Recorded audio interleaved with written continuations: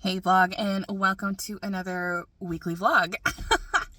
I had an appointment this morning and now I'm off to get my nails. This morning it was a lot more cloudy, but actually where I was before was kind of springy. Now we're back to cloudy. I say this because I'm getting my nails done and I'm just trying to decide what color I want. I just got back from Arizona. I was out there for about 10, 11 days and I was really in the spring sunshine mood. So I was thinking like, I'm always drawn to like these beautiful seafoamy minty green colors, maybe like a beautiful pastel yellow. But this morning it was so dreary, it just kind of felt really wintry, and I was like, maybe I want to stick with like a clean neutral, but I don't know, I think I want to like put a little bit of color. Normally when I get my nails done, I do like a neutral color just because I want it to match whatever I'm wearing. And if it's like dark and cold, I'm going to be wearing more of these types of colors. I don't know. I'm going to have to just make like a last minute split decision, but, I actually have some pretty good nail growth. I have a bad habit of picking at them and biting them, especially when I'm like nervous or focusing on something. So the fact that they have a decent amount of growth is good. And then when they're painted and done, I won't pick them. So they'll just keep growing and growing and growing. So, yeah, let me go ahead and pick a nail color. I don't know.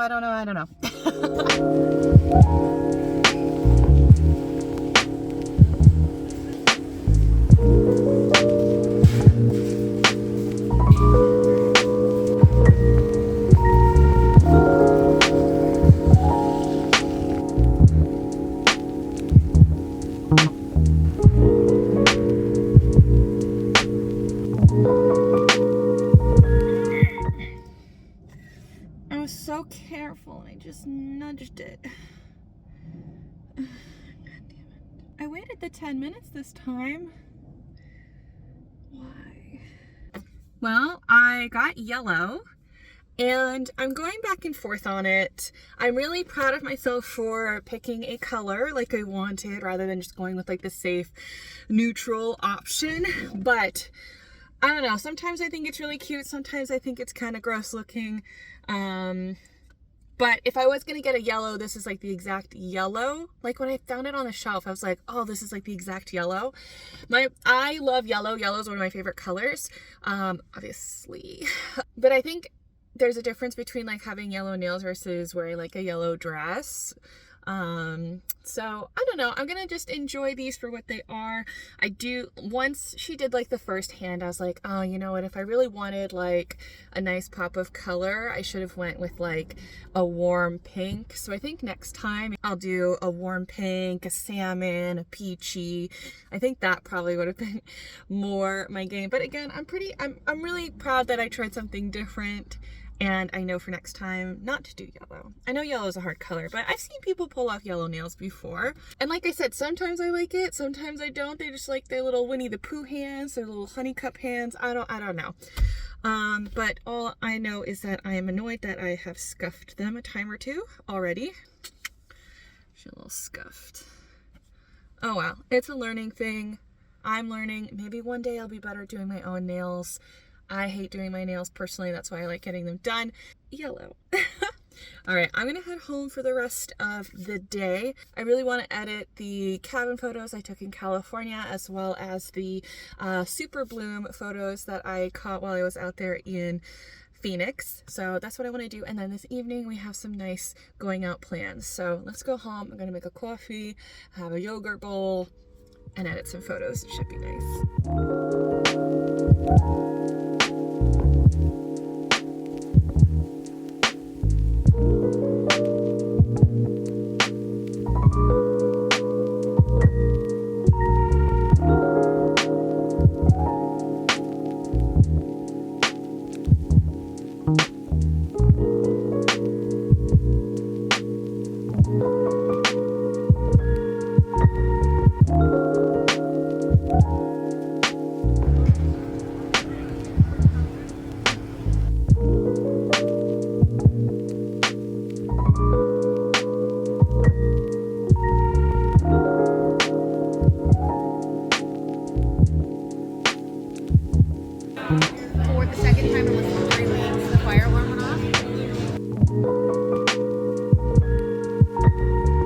Happy Wednesday, everyone. Well, last night we went to a bar, Sabine, which is doing a Hobbit themed for their cocktails at their bar section. Sabine has the restaurant. I've been there for brunch several times, getting their Turkish eggs, za'atar potatoes, and they have a bar separate in the back. That was super cute. And the cocktails were really fun decorated, as you guys saw from the clips. I got the Mirror of Gadriel. I've really only seen The Lord of the Rings like once. It was lavender almond gin, which was really refreshing and nice, with strawberry sake and other kind of different creamy floral things, horchata iced tea. On the menu at the restaurant, it was considered a milk punch, which I have been really excited about trying milk punches recently. They just kind of had this like smooth, creamy taste to them. So that was really lovely. I'd like to go back again. I had the Green Dragon, which was not my favorite, but definitely drinkable. And yeah, it was just fun to kind of get some themed cocktails. I've really been enjoying getting nicer, fancy cocktails and appreciating the different liqueurs and methods and combinations. And yeah, it was just like a really nice opportunity to meet up with Brittany and Kristen and chat. Haven't seen them for a little bit with traveling and all of life, you know. Before I went on my Arizona trip, I was checking the live cams of the University of Washington quad to see if the cherry blossoms were blooming. It's one of the most picturesque places to see the cherry blossoms, and before I left, they were only kind of starting to perk up and bloom, but today they are amazingly white. I'm honestly curious to see how much has stuck. They do look really full. So today is the day to go and check out the cherry blossoms. I'll also be heading to H Mart on the Ave, which is perfect. I went grocery shopping the other day and they didn't have a couple things, and I'm also on the hunt for sriracha. I know that there is a shortage, but I'm hoping maybe H Mart has sriracha or something comparable. So let's go ahead and let's head to the U District to see some cherry blossoms and hopefully some sriracha.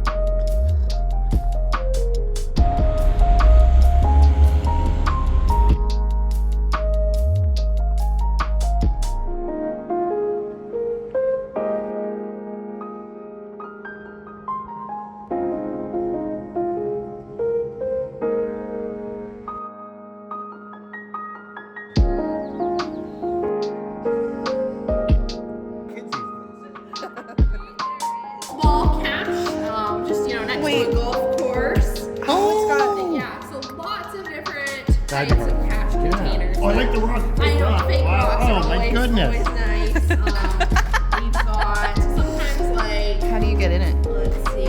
Oh, Yeah. it Oh. Yep, exactly. Oh. just takes. There. Different fake rocks. There. Oh, I like the red one. That's Dinosaur. oh,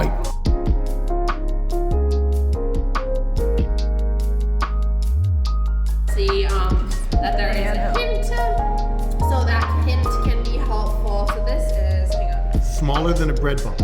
Yeah, right?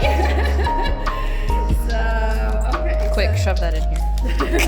Oh, not my favorite. But it's one of my coworkers. Luckily that one. What sort of different types of geocaches can look like? Always interesting. Our geo tour, these ones Well, it's good you're in the center of you. together, and they were like, let's go make our own thing. It's that.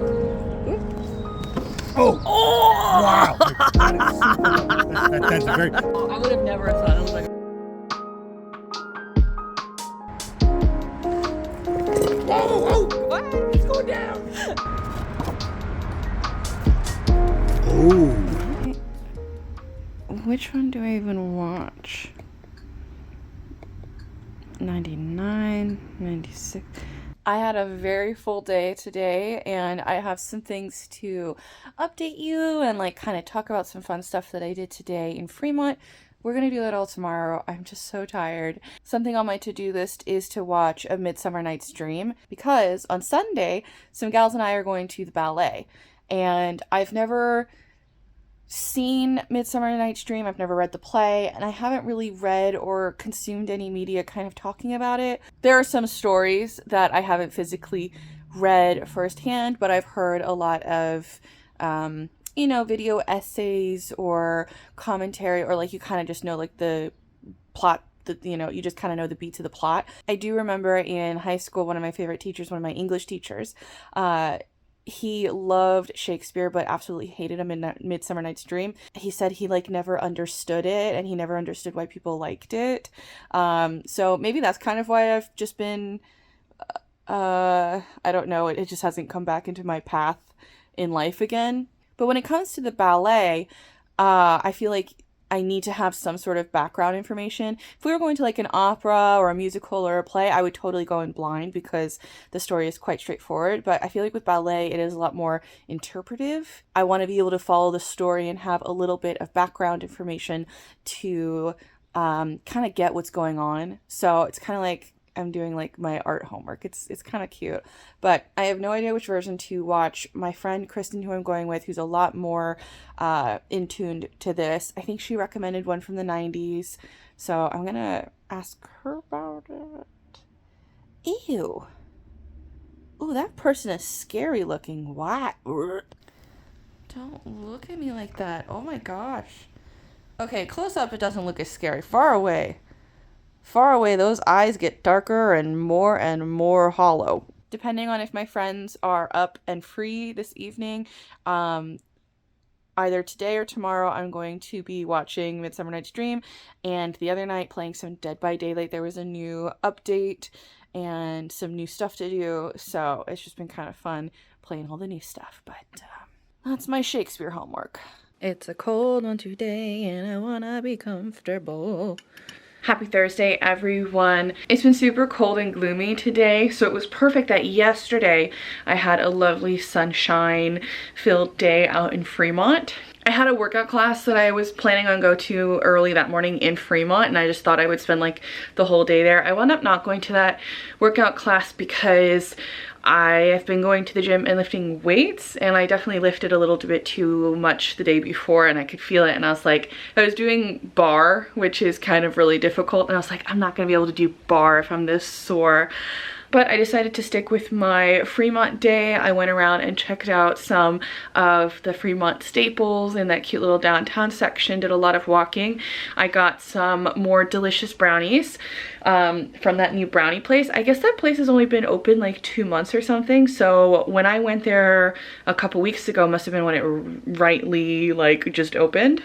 I also needed to get a pot because I want to start growing some basil and having basil and other herbs just kind of growing. Because I'd love to just have them on hand and then I'd be able to eat them more. And I love basil. I just never think to buy it at the store.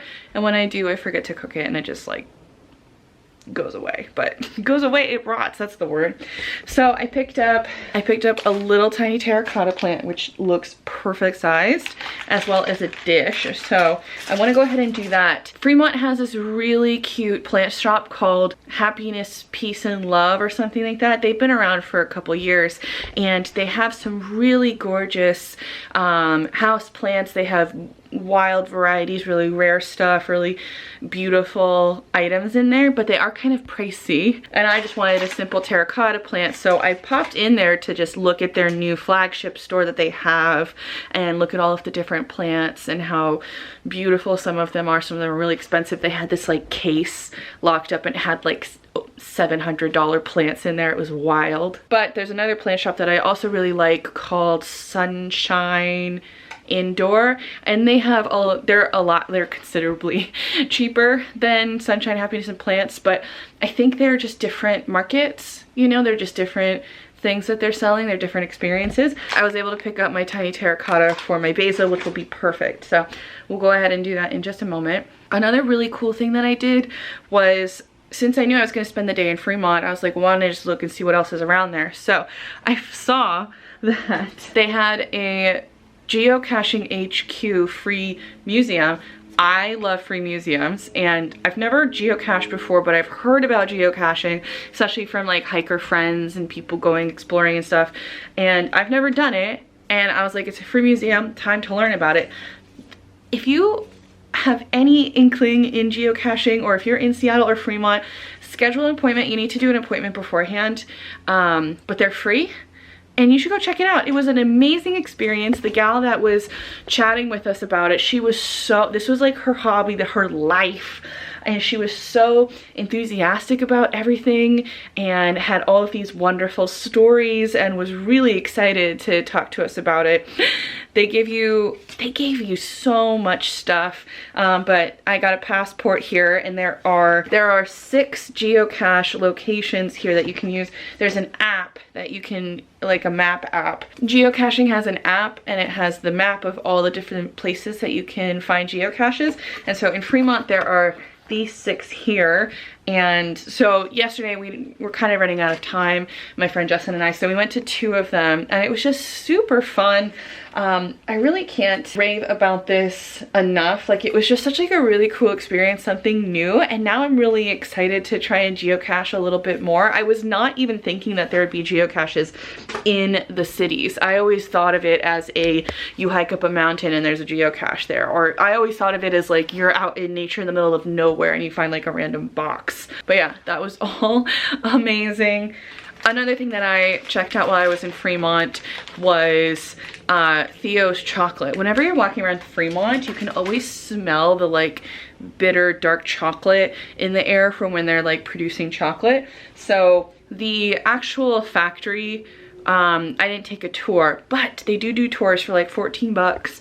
I have some friends and family coming to visit, and so I think I'm gonna do a tour sometime next month. But they had their store, and their store had samples and you could purchase, and I got 3 chocolates, so I figured we would taste test them.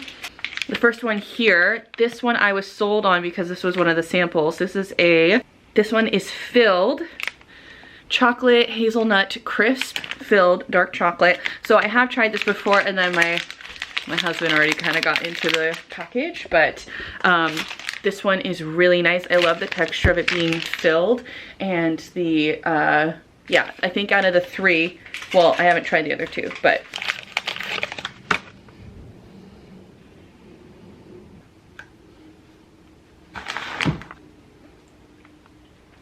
the texture is so lovely because the hazelnut filling, of course, is really creamy, but it's nice to have the little crispy rice pieces in there that add a little bit of crunch.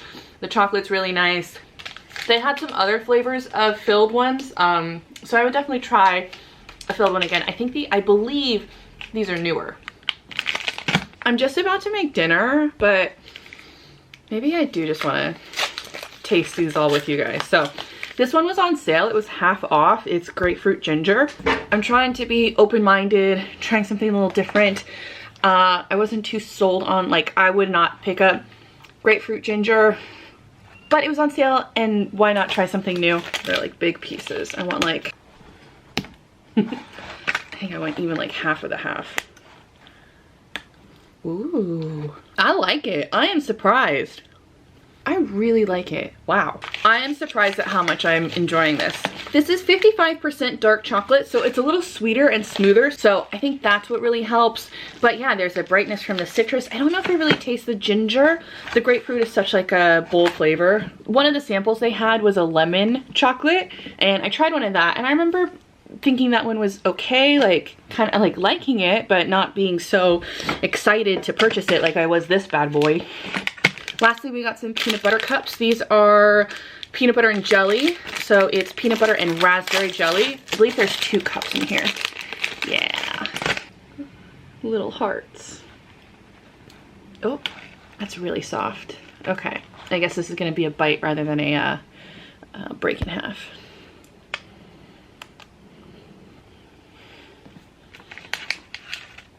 That peanut butter has like a funk to it. Like dirt. It's not the most pleasant peanut butter taste. This is mostly jam. Let's just make sure the funk's not coming from the jam. Raspberry jam's good. Here we go. This side will be mostly peanut butter. Yeah. It tastes like healthy peanut butter. I like not in a good way. Pretty meh on the peanut butter cups, but 2 out of 3 ain't bad. Now that I've eaten all this chocolate, it's time for me to make dinner. I am actually having pizza. So basil will be great. So time to give the basil a new home.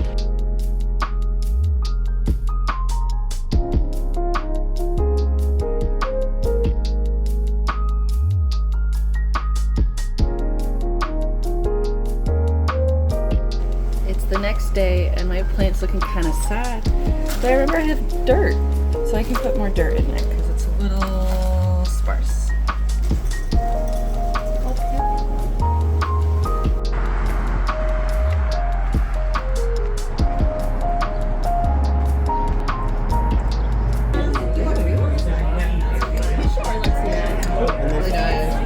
Down here. Very low egg.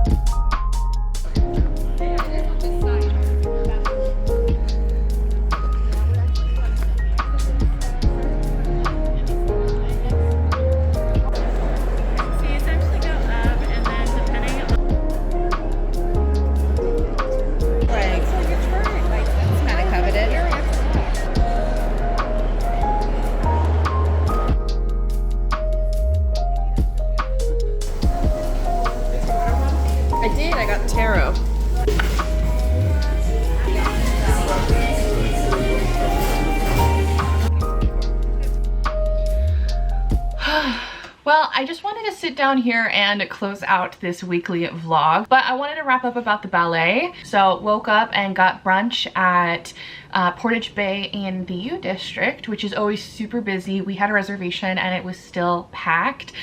So every time I've gone to Portage Bay, there are several of these places around town. Every time I've gone, it has been busy, busy, busy. So if you're going to Portage Bay, get a reservation. I got a delicious goat cheese omelet. I haven't been eating eggs a lot recently. I used to eat eggs like every morning, and I don't know, I've just kind of gotten out of the habit of like craving eggs, but it felt really nice to have such a delicious vegetable forward creamy goat cheese omelet. It was really lovely. And then after brunch, we got there a bit early. Brunch didn't take as long as we were expecting, and so we walked around, looked at the Space Needle, had a little giggle because one of my friends thought that the Space Needle was always orange, but it is not. It's only been orange for like a year.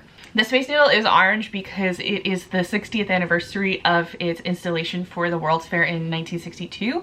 And when it was first installed, the entire top was orange. That'll actually be repainted next week or so. It's like the beginning of May. So next week I am going to go check out the Space Needle, try and get a nice picture of it before they repaint it. This was my first time at this hall at the Pacific Ballet, and it's such like a beautiful venue. We were pretty much in the center of the most high section, and I really think any seat in the house would have been wonderful. I felt like we got such a great view of everything. I really enjoyed our seats, and we were essentially in like the nosebleeds of it all. I tried to watch the 1999 movie A Midsummer Night's Dream, and I got like 20-25 minutes into it. I probably just wasn't in the mood.